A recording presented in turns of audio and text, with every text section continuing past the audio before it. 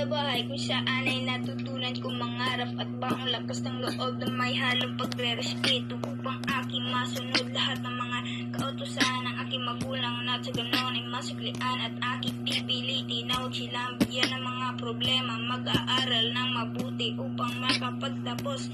Lahat ng ito'y kayanin na may kasamang dedikasyon at sa nag-iisang gawain na palagi kong ginagawa at ito ang dahilan kung bakit iba ang siyang aking nadarama. Ito ang dahilan kung bakit may ngiti sa aking mga mata na sa magulang nakatuon at palaging sinusunod. Ito na ba ang simula sa sinasabi nilang pagsubok?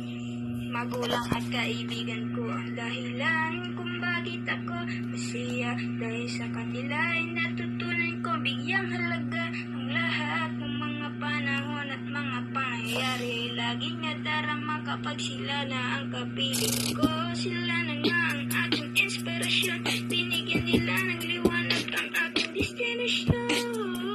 Kung siya ng tulad nila ay matatagpuan at ang aming mga damdamin ay nagsalubungan. Kaya wala na akong hahanap pa, maligay ako sa mga panahong laging kasama sila.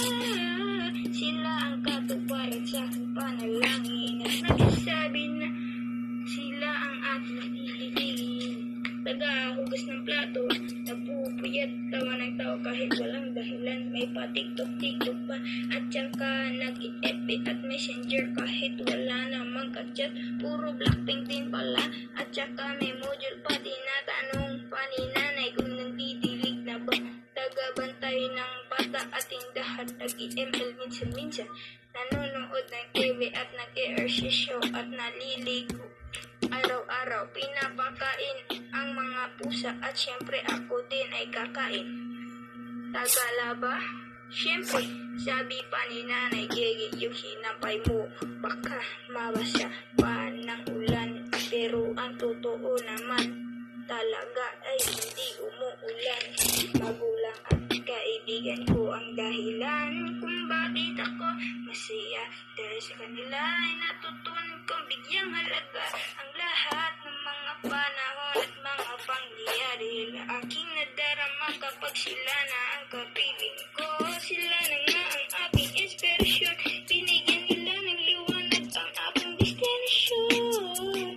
Kung siya ng tulad nila ay matatagpuan at ang aming mga damdamin ay nagsalubungan. Kaya wala na akong hahanapin pa, maligay ako sa mga panahong laging kasama sila.